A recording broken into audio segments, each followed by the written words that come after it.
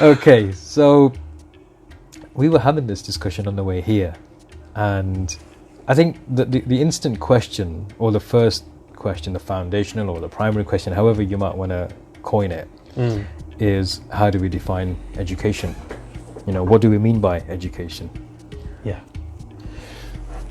I think the way that most of us look at it, and the truth is I'm probably guilty of this as well, I tend not to look past the generic use of the word.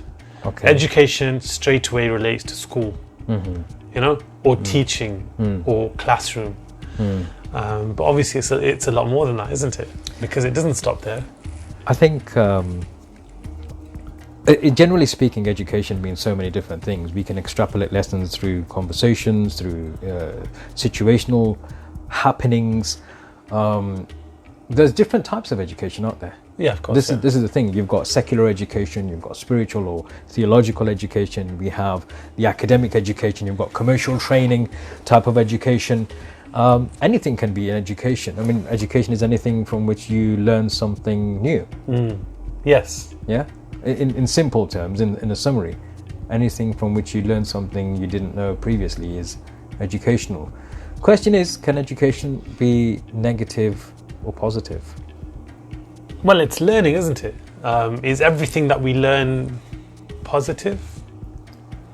No, I don't think so. I mean, what's the first thing you do when you learn a new language? Learn swears. There you go. Now, is that positive? Is that negative? You know, Okay. The baddies, the bad guys in movies or in real life, forget movies. You know, where did they learn their art or their trait or their? It's learned. It's education, isn't it? Yeah, I mean, yeah, there are certain things which are negative, and there are certain things which we can obviously say are positive. Oh, definitely. Yeah. But some of that is going to be subjective. But learning about something, even though you may not feel it's a positive thing to act upon, may be useful. Yeah. Can any education be negative in that sense?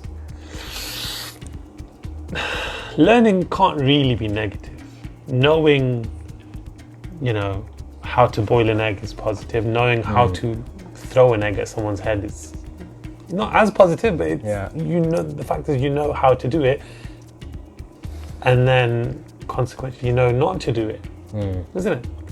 You have to be able to learn what's wrong in order to know. Does that make sense? You can't. Okay, yeah, I hear you. I see where you're coming from.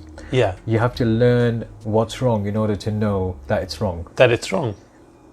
Okay, some of that could be through self-learning, some of that could be through experience, some of that could be through the general style of sitting in a classroom and somebody telling you this is right or this is wrong. Yeah. But are we not then in the danger of being dictated to what constitutes as right and what constitutes as wrong? See, this is the thing. We've swapped places, we've swapped lines as well. Here's the thing. Here's the thing. Go Okay. on. See, in that classroom, you can be taught how to do something. Yeah. The danger is in being taught whether that thing is now right or wrong, isn't it? Well, how much learning it itself is not a problem. Well, how much do traditional school settings do that? Teachers, how much of this? A little bit too much. Do you think so? I think so. Okay. I think by the time that we come out of school, or most of us come out of school, we're opinionated, but through learned behavior, not because we've developed our own character, our own kind of traits, our own personality. I don't think that happens until later in life, I think, for most of us. We are taught what's right, what's wrong, how to do things, how not to do things. We're dictated to, we're programmed for the early part of our lives, especially through the schooling system, I found. It's only later, isn't it, that you realise, like, hang on, is that really a bad thing? Is that a good thing? Well, yeah, is it because you question things yourself, or is it because you're taught to question? I think this is where it comes down to, doesn't it? For me personally, I mean, I look at the way things. Hasn't school almost become like a conveyor belt system? But at the same time, there's a particular curriculum which is to be followed. How much of a role do we play in society, whether we have children or not? Because I guess for some people it's like a case of, well, I don't have children in school, it doesn't make any difference to me anymore. Yeah. But should it make a difference if your voice counts towards the general makeup of how society is going to be developed, or what it's going to look like over the next coming years? How much of a role do we play in deciding what is formed as part of the curriculum, and how much should we play actively? So we're now talking about the average parent. Yeah. Okay. But here's the thing. When I ask the question, straight away things come into my mind. There are certain things conceptually which, well, not even conceptually. Look, in the makeup of the society that we live in, morals are always evolving and changing. Yeah. There's no fixed set of morals. No.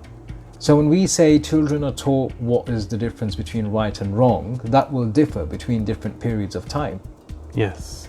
50, 60, 70, 80, 100 years ago, certain ways of life were completely illegal or punishable by offense. Oh yeah, definitely. Whereas now, let alone certain lifestyles being, just accepted now. It went from illegal to frowned upon to disliked to accepted to respected to encouraged or promoted even in some respects. Yes, in a very short time.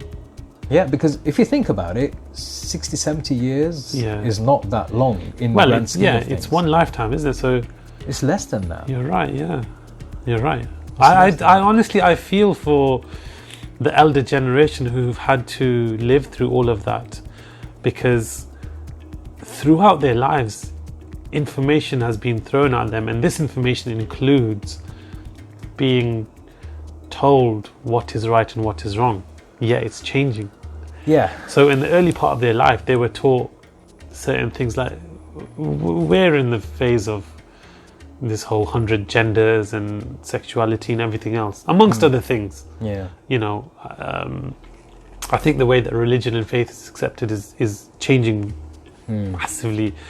But if you look at if you speak to the gentlemen, the people that might have served in the war or in the 60s, 70s, they remember a time where a lot of things weren't only frowned upon, they were illegal. Yeah. Or they'll tell you, I don't know how far back stonings and stuff go, probably before their time slightly, but it's what they grew up learning, isn't it? And to now tell them, well, actually, you can't say that anymore. Yeah. You can't think this anymore. Yeah. You have to accept this. You have to appreciate that. Yeah. It leaves them in a very difficult spot, because Are you saying that because now the morals between you as a parent is conflicting with the morals of your children? Yes. Because you were brought up in a different culture, era,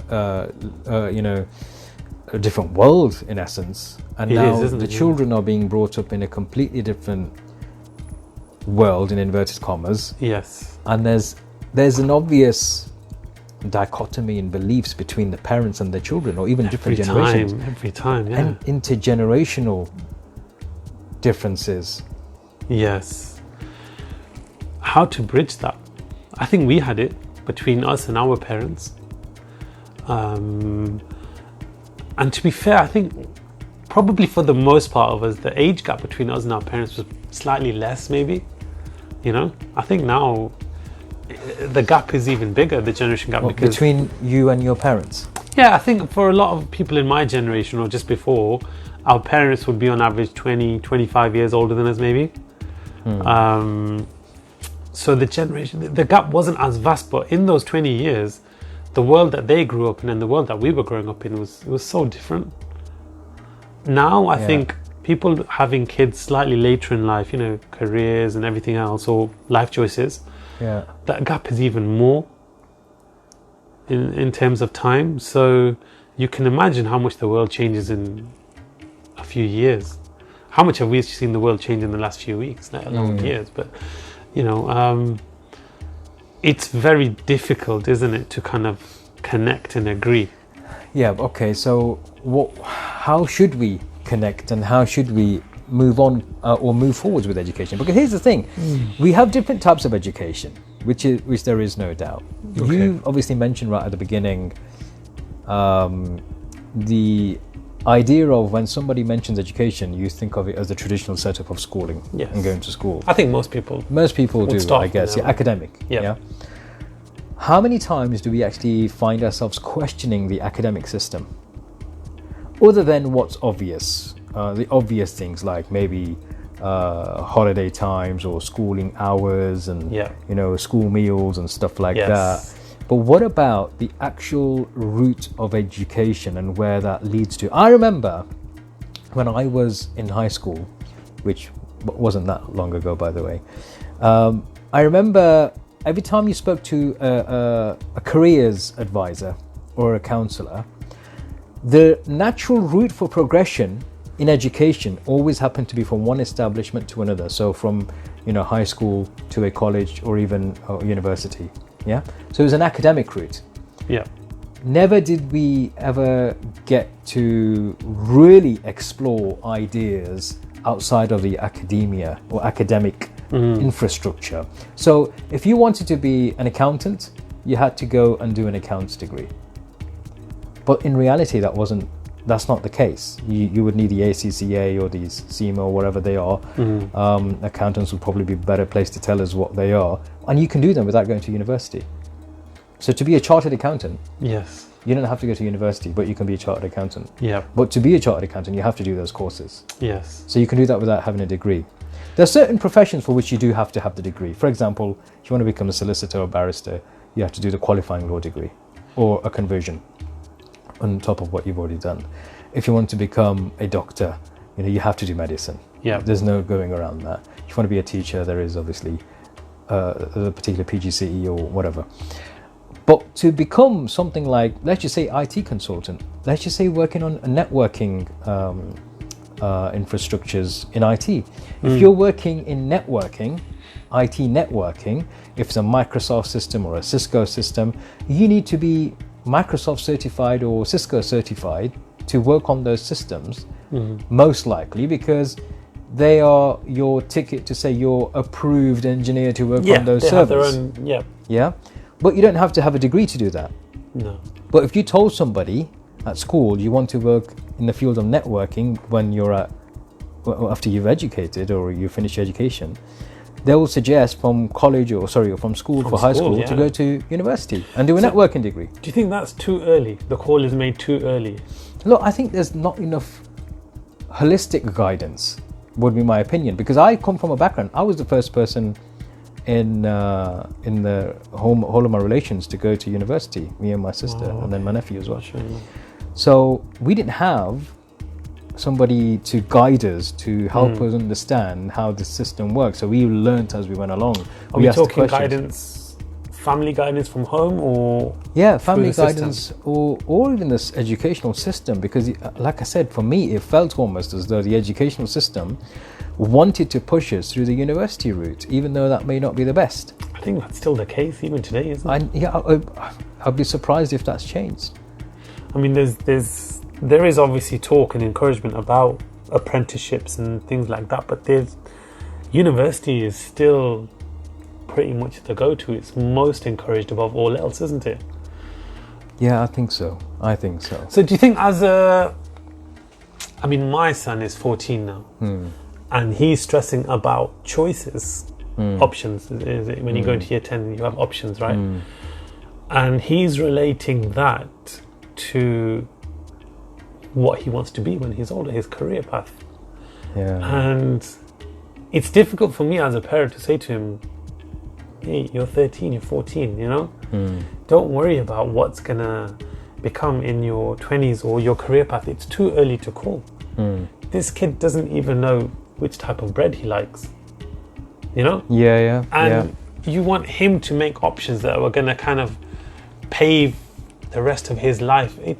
I think it is a little bit too early, but then Look, here's the thing. In Is Finland Yeah. have a very successful education system. They don't start until they're 7 years old to get the kids to school. At all? Yeah, Wow. they don't start until they're 7, and before 7, they learn from their families, their grandparents, stories. You know, the things that we were talking about earlier, like ethics and morals, and how it shapes you as an individual. Yeah. The Finnish population, majority of them happen to be quite good at that kind of thing. So they spent the first 7 years teaching the kids on, you know, through stories and activities, how a person should be as they're growing up. And those are the most important that's age of interesting. nurturing. So- They don't, yeah, and even when they do go to school, they end up going to things like, you know, they don't have like the formal chairs and tables, and most of the times they have things like beanbags and stuff that they wow. learn on. Yeah, there's another education system which I came across, where I think it's the Khan Academy. They don't have, you know, the like we do the studying at school and then we do the homework at home. Yeah. They flip it on its head. They say you go and study at home, and then bring your work into school to do the work together. The studying is done at home. The homework, in inverted commas, is actually done at school. So we got different systems which are being applied and tested. See, what would be interesting to know is, as a 7-year-old going to school for the first time, where are they picking up from?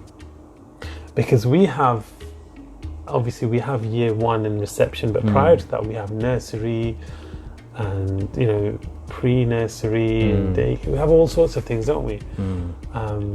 So obviously they're not starting 7 years old. So what would that be? Year 3? In comparison, isn't it? So they're not starting their kind of formal education where someone in this country, for example, would. Yeah. So there's a whole lot more groundwork covered at home before they're handed over to the teachers or to the system. Yeah, and I think this is where they learn. Some people get that boost at the beginning, those kids, on what to learn and how to do certain things if they're that way inclined. But generally, they're just left to be, you know, playful and happy kids. Otherwise, can you think about how much stress children are put under from a very early age if they're put into school at 3? Nursery starts at 3. Yes. Pre-nursery is earlier than 3. Wow, it's so true. It's true. And then we don't, you know, they have, when they're at school, they have like 45-minute lessons and then 15-minute break after every 45 minutes. And we know generally human beings' attention spans are limited. You know, we're not always getting an hour's worth, Yeah. like in the lessons that we get here. And yet that still doesn't really seem to change. No one's really picked up. And I think these studies go back a long time. But we still are where we are. Learning is a journey of life, Nab says. I agree that. I don't think learning ever stops. It never does stops, yeah. And if you think you know it all, then that's when you've not really learnt anything. You guys switch places. Proper confused me for a second. Okay. I can see how that might confuse people. I think they're sitting in a mirror. Russ, thank you for tuning in. You need to start from an A point to be able to get to B. Not sure what that was referring to, but can't really argue that logic, can we? No, we can't argue the logic, no. Okay, if you are high profile, then people have an active role in society. After homeschooling my kids for the last few weeks, thank God kids go to school, yes sir. I think a lot of people can share that sentiment. Yeah, absolutely. I mean, this will have taught a lot of people to appreciate. Yeah. But is that good or bad? See, you say negative and positive, right? We speak about negative and positive. See, I think this exposes somewhat of a negative. And I think I'm as guilty, if not more guilty than anyone else of this. I leave a hell of a lot of the teaching to the learning teachers. To the teachers. Yeah.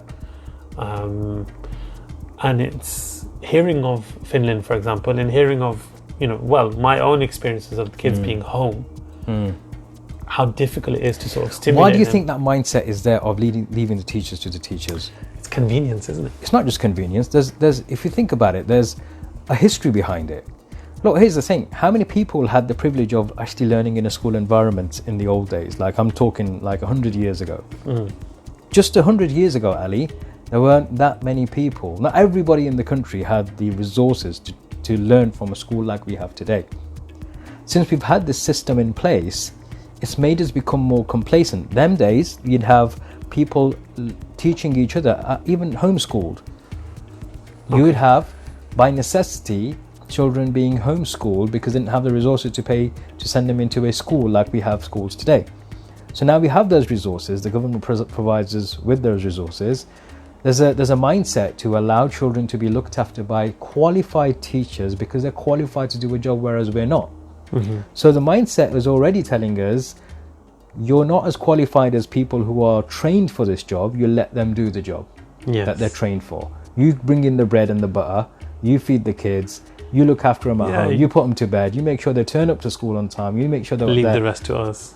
Leave the rest to them. This is it's a mindset thing, right? It's a mindset, yeah. There are some children who are getting things like tutoring externally or addition to their schooling, and that's paid for by their parents. But again, it's parted with cash. You're not actively involved.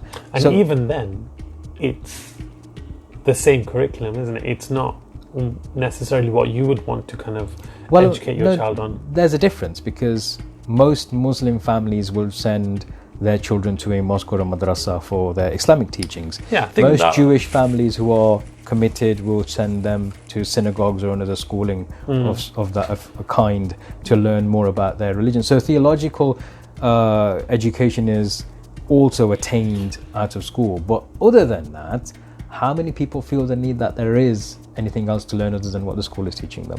In terms of academic studies, very few. Any studies other than extracurricular activity like it's horse interesting riding. That you mention that because I think generally parents have a lot more concern, have a lot more informed about what these children are learning at faith-based schools. We'll constantly check up, we'll ask, we'll make sure it's kind of catered to what we want them to learn and be taught. Whereas this isn't the case with school, is it? No. Why is that? And I tell you what, Russ mentions one interesting point here, what we speak about earlier. He says, so is a liberal position on thought a discrimination? That people are not allowed to think certain things? Or is a conservative thought considered a discrimination in some points? It could be argued either way. Whether it's a liberal or conservative way of thinking, if it doesn't follow the status quo, then it's frowned upon, right? Yeah. So look, we've obviously got a difference of cultural beliefs, religious beliefs, mindset, background, understanding, experience. People come from different ways of life, right? In order for them all to then all of a sudden comply with one way of life, we talk about British values, for example. Yeah. I've never come across anything that actually explicitly is like a book of British values. You know what I mean?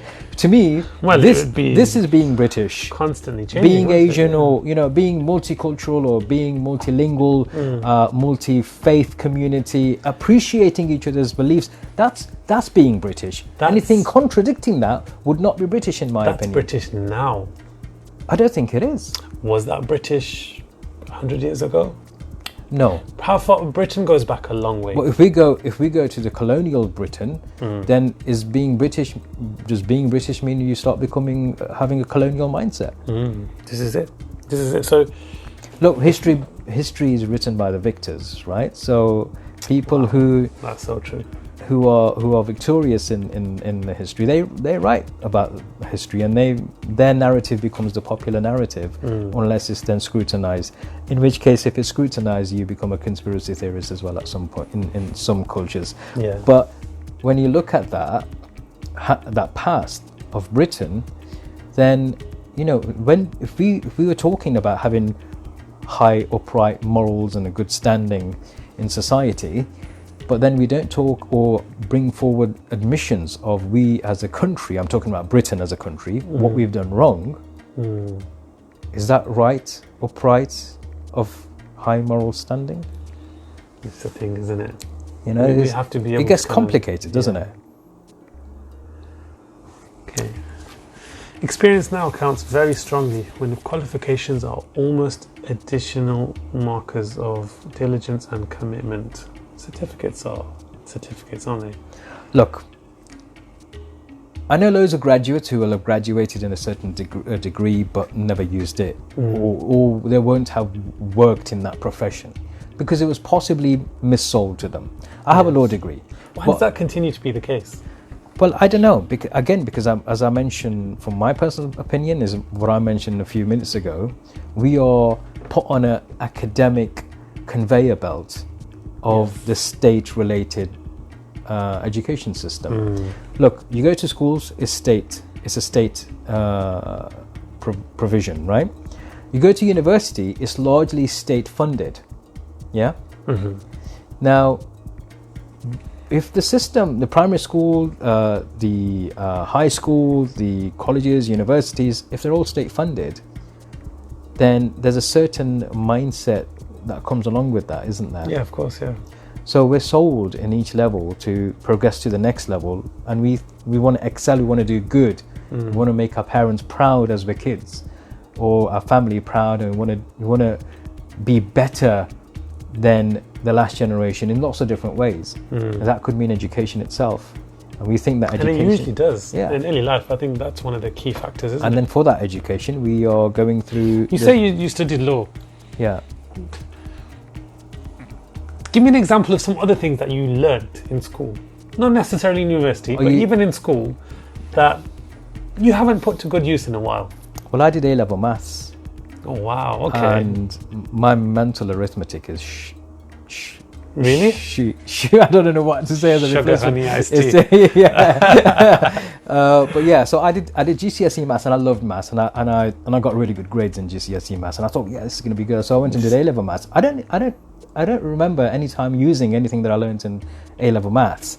What I learned at GCSE standard would suffice so far as where I needed to apply mathematics in my personal or professional life. Yeah.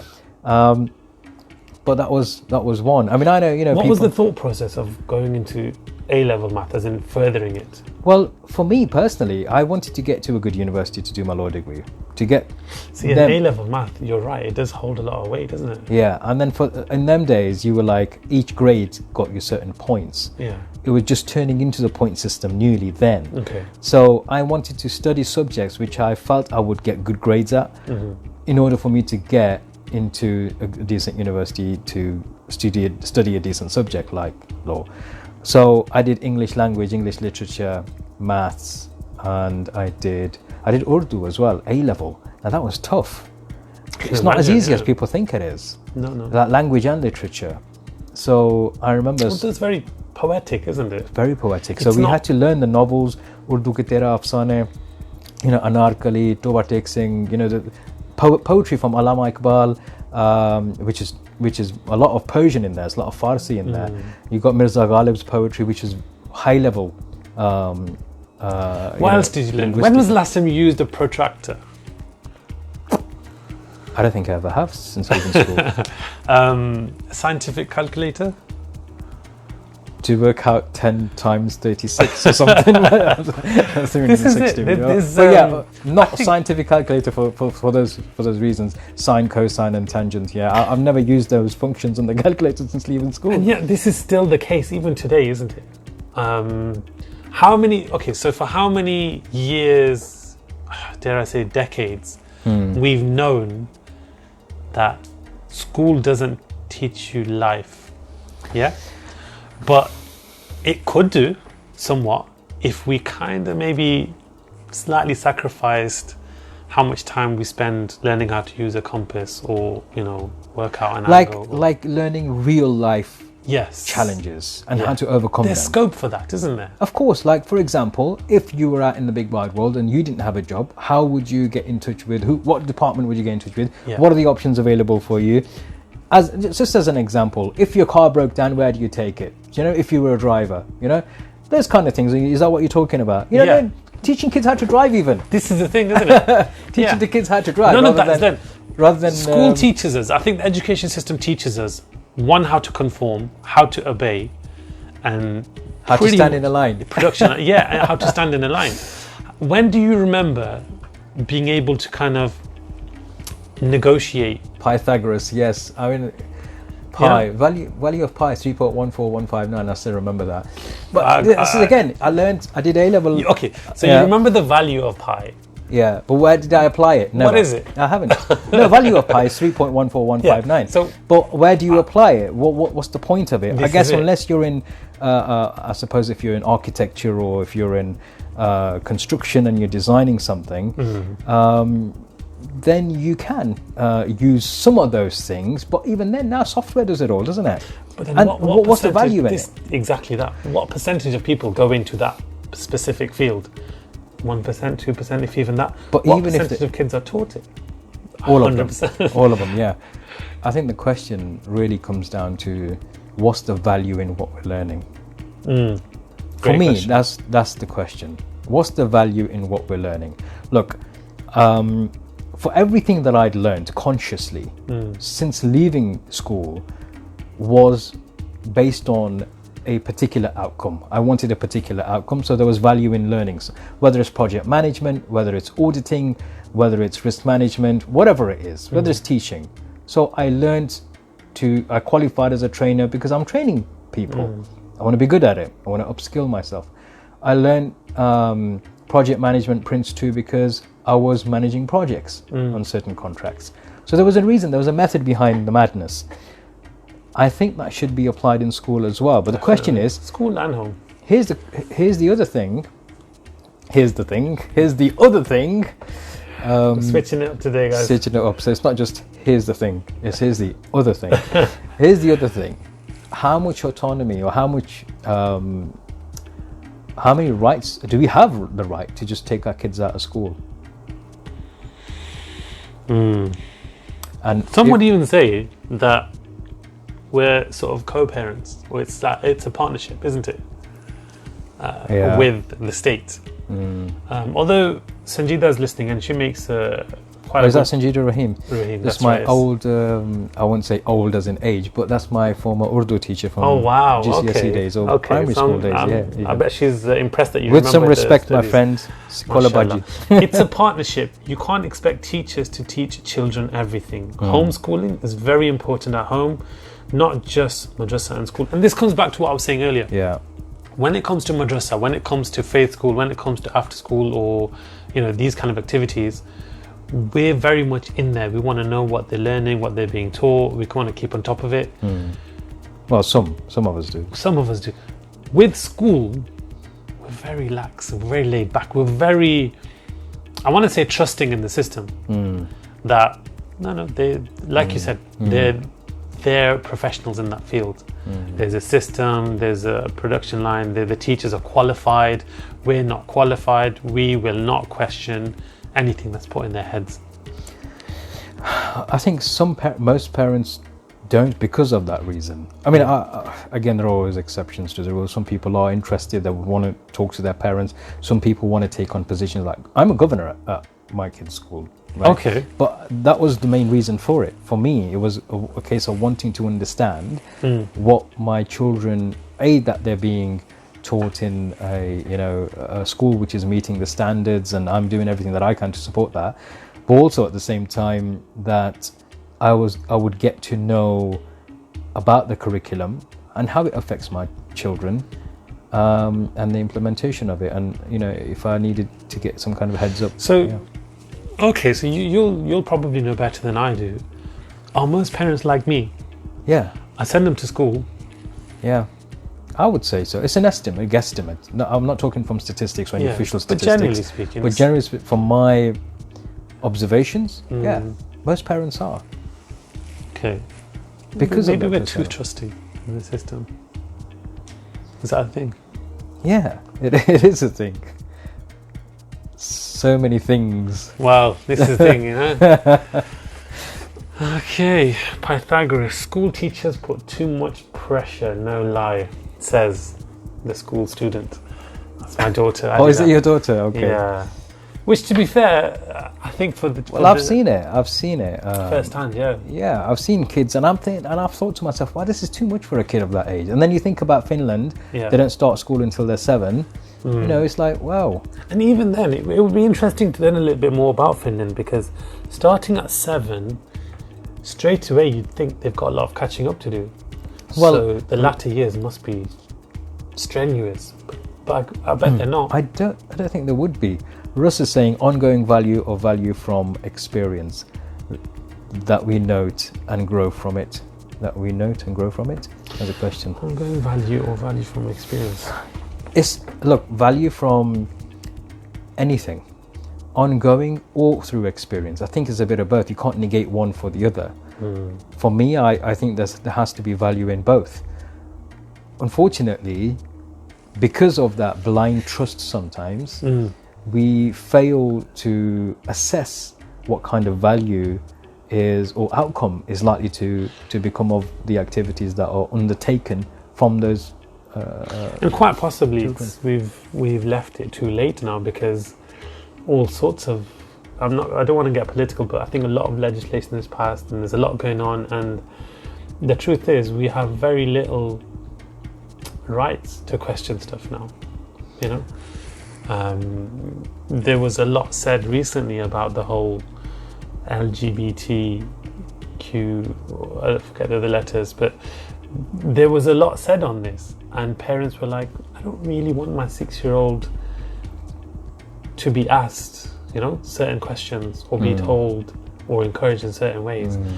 And not to go into that particular topic, but I think at that time it made us realize how little control we actually have, how little right of appeal we have, and how little option we have. We like you said, we can't. I think the choices are there to appeal and to have that discussion. But do you think it's an illusion of choice? I think we learned that the hard way, didn't we?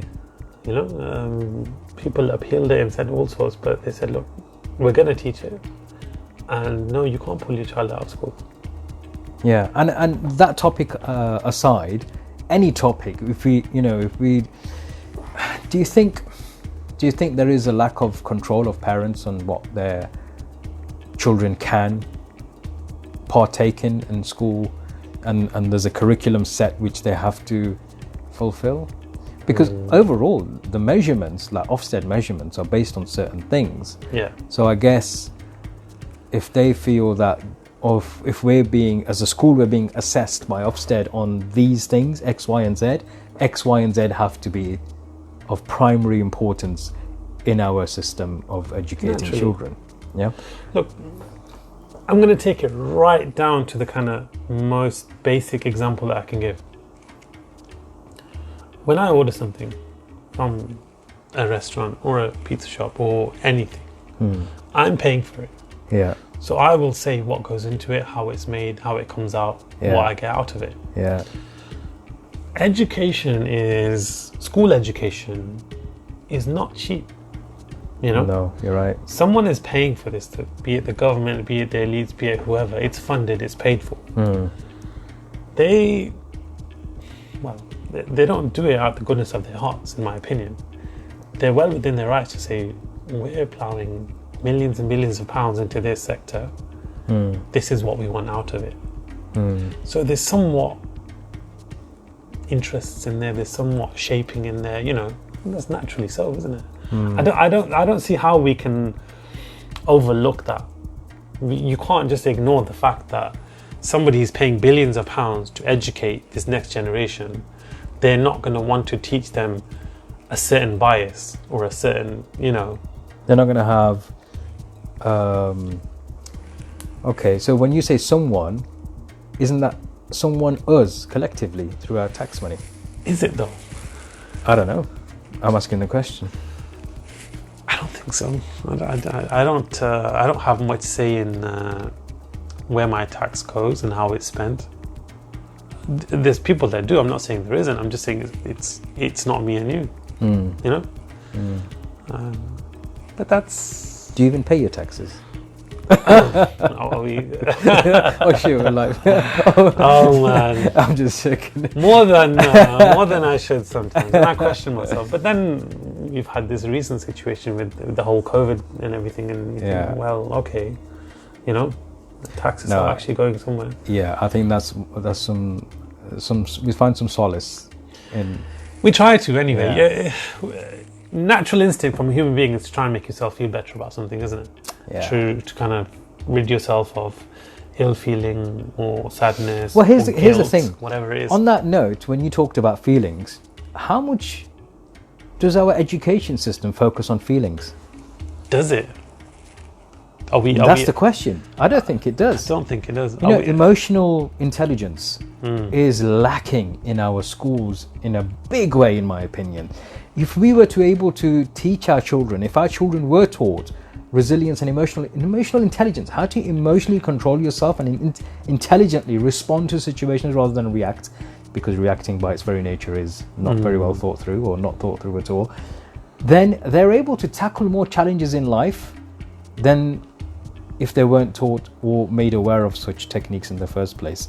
Very true. And I think this is one of the key reasons we have actually a higher case of people being abused or, people, like for certain countries, they have a higher suicide rate because of students feeling pressured under the Whereas academic. here we probably have a high depression and anxiety, don't Depression, anxiety, these are genuine concerns for students and children, whether it's through bullying or whether it's through homework or whether it's through, not being able to generation on generation, we come out of school, we realize, hang on, I'm not prepared for life. Yeah. I've got my degree, I've got my certificate, I've got my grades. Yeah. I'm not prepared for anything. I don't know how to do my taxes. I don't know to which department to call. I don't know where to turn for this or how to kind of, compare my bills or anything. So what we do with that information is very little, because the generation that's following us on the conveyor belt are finding themselves in the same predicament time and again, time and again, time and again. And we just kind of left questioning. Well, this is it. I mean, there are mechanisms in place for people to help them understand certain things in life and certain things in terms of support being available for people with different challenges, whether it's emotional challenges or whether it's a medical kind of challenge or illnesses which aren't visible. I have children I have one particular son who has really like allergies of a severe nature. He has to carry around EpiPens with him, so so just in case. But luckily he's never needed to use them because he's very well controlled. But the fact that I've seen the system in the background which focuses on their welfare and well-being in the school gives me some comfort in knowing that obviously there's that as well. But coming back to the original question, we've got about 15 minutes left before we log off. Going back to education, we know that there is education, anything from which we learn something new is educational. Yeah. There are some things which are of less value in being educated and some things of more value. Some things of no value. Some things of no value. So I think personally, if I was to embark on a journey in learning anything or being educated in anything, for me would be having to understand how that relates to my outcome, my values, and what value could that particular thing give me with that or to achieve that outcome. Would you say you always thought that, or was that sort of something you learned in later life? It was definitely something that I learned through life. I personally, although I'm not working directly in the legal field anymore, I'm still using my law degree because of the industries that I am working in. It helps. But coming back to what I was saying, for me to choose a degree in a particular discipline or subject was a conscious decision based on the potential outcome. Not everybody's taught even that. Some people go into school and then thinking, yeah, I enjoy this, I'm going to do a degree in this particular subject, not understanding look, why do people get any form of education? Forget religious or theological education to a side. Let's talk about academia. Let's talk about commercial training. Why do people get educated in the first place? What's the reason behind it? It's to help them improve their own life, isn't it? Their life or their life choices. Or the life choices. Exactly. So if something doesn't help you with your life or life choices, is it worth investing time or finances into that? I think those calls are made way too early, if I'm honest. And it comes back to what we were saying about options, about A levels, about, degrees. Okay, maybe you're at that age where you kind of know what you're doing, but you're expected to know. You're expected to, yeah. Whether you do crazy, or not, it's still, you don't know. Look, I know lads who are my age, who at the age of 18 didn't have a clue after doing the A levels where they wanted to go. They didn't have a clue. They still were discovering life and thinking about things and think, I don't know what to do. And the thing is, there's a perception around having a degree that it makes you more educated. If you have a master's, are you educated? Yeah. No, it comes back to, it does come back to that saying that you're educated fools. There are a lot of educated fools out there, people who've got a lot of letters and post-nominals after the names. But they can't do the most simplest of what you and maybe I might find simple tasks. Like, everyone has strengths and weaknesses, but it's really odd that it's true. It doesn't necessarily there's a perception. Say that they're skilled in human interaction. Again, we're not referring to everybody. It's not an across the board thing. Of course not. Of course not. But there are people like that. There are people who are not very highly educated in the academic sense, but they're so successful in life. In life, yeah. There is a perception, and these or a misrepresentation. I think I actually read somewhere once, and I don't know how true it is. Maybe someone can tell us. The 23 people went for an interview at KFC in I think China. Well, 23 people went for this interview for KFC. 22 got hired. Right. One didn't. Okay. Forward a few years, the one person that got refused a job at a fast food outlet is the founder of Alibaba. I read that. Yes. Wow. Yes. He actually flunked a lot of interviews to get into places like that. He flunked a lot of interviews. They didn't want to give him a job. Amazing. And to think somebody that came up with this multi-billion company was of the mindset of, I need to go to school, I need to get a degree, I need to get a job, I need to start working and make money. It's an employee mindset. Robert Kiyosaki, the Rich Dad, Poor Dad author, and he talks about that. He talks about how one of his dad was saying that if you have an employee mindset, then you're not going to be that person, with that. Because he was questioning exactly that. I'm learning Pythagoras or I'm learning algebra, and he asked his teacher, am I gonna actually use this in real life? And the answer he got was, no, you're not. Which is quite frank of the teacher. Yeah. So he questioned it. Well, why am I even learning it? But he had to fulfill the school and the grades and whatnot. But then his other, I think it's his friend's dad, who was the rich dad. He was an entrepreneur. He said, look, if you want to become more successful, you have to plant these seeds. And if you have an employee mindset, you'll never become that person. You have to have an entrepreneurial mindset. Look, not to say that one is better than the other, it's personal life choices, but at least make those choices in an educated way, is what I'm saying. Give that choice and say, look, if you are more comfortable having a salaried income and you want a basic lifestyle, and if you don't see yourself, managing people and stuff like that, this is the kind of route that's good for you. But if you're wanting the good, or not good even, if you're wanting beyond that, if you're wanting to excel in X, Y, and Z, or A, B, and C, you will be restricted here in the employee field, but in the self-employment field, you will not have a ceiling to your potential outcomes. So this is the choice. And in order to do that, this is what you've got to start thinking about risks, thinking about sales, thinking about how to negotiate, thinking about, how to source products, and, thinking about business strategies or modeling. And none of that is taught unless, even in business, I remember doing A-level business as an additional subject at Burton College, and I don't remember it covering the things that I'm thinking with hindsight now, which I thought it should have across in business. although business itself has evolved, the nature of doing business has evolved a lot over the last, But the theory couple of it, you decades. should still be able to apply, you'd think, wouldn't you? I'm not so sure. I mean, the foundational work, to an extent, yeah. But, I'm just talking about, let's just talk about the subject of sales. Yeah. Sales has evolved so much that you cannot apply what you did 20 years ago to doing it now. See, I don't think the Alibaba founder is an isolated incident. I don't think that's a one-off.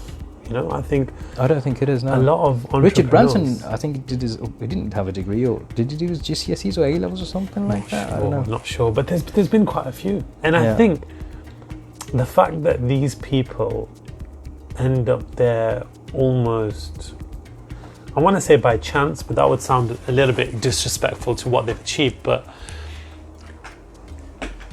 this wasn't their first choice,